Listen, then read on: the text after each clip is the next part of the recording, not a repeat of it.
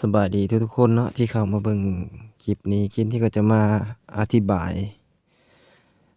ยส่วนใดส่วนหนึ่งเนาะให้เข้าใจและ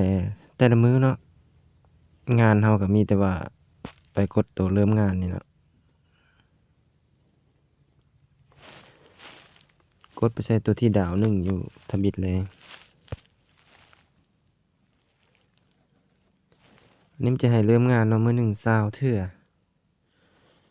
มื้อหนึ่ง20เทื่อกดแบบนี้เนาะเวลาเฮากดนี่เงินมันจะถอนให้เฮาไปเลยเวลาเฮากดไปเนาะเฮากดแบบนี่เนาะกดอันงานให้เขานี่เวลาเฮาเริ่มกดงานเนาะนี่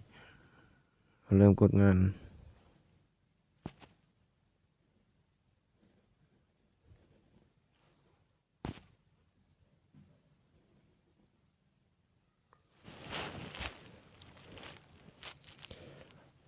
มื้อหนึ่งเนาะให้เฮ็ด20เทื่อเนาะเริ่มงานเนาะ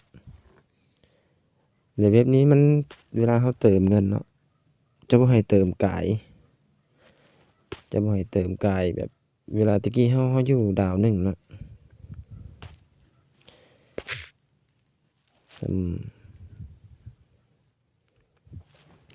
นี่เราอยู่ดาว1นี่ดาว1มันจะให้15เหรียญหา30เหรียญถ้าว่ากาย30เหรียญขึ้นไปเราก็จะกดงานบ่ได้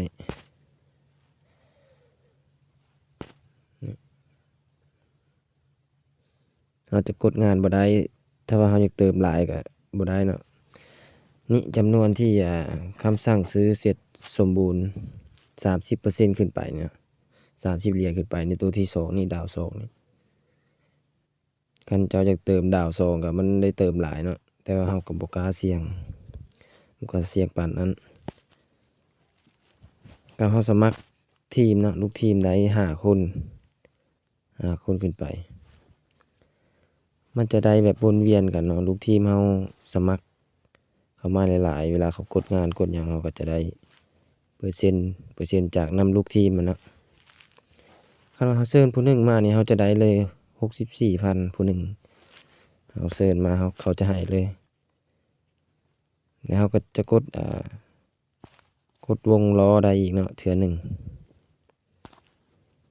กดวงล้ออยู่กลุ่มกิจกรรมนี่มันจะมีเงินอยู่นี่เนาะ1,000 2,000 3,000จนฮอด100,000มันมีอยู่จำนวนนี้เนาะคนหนึ่งมันจะได้หมุนเทื่อหนึ่งเนาะกับได้เงิน64,000ในกรณีที่แบบ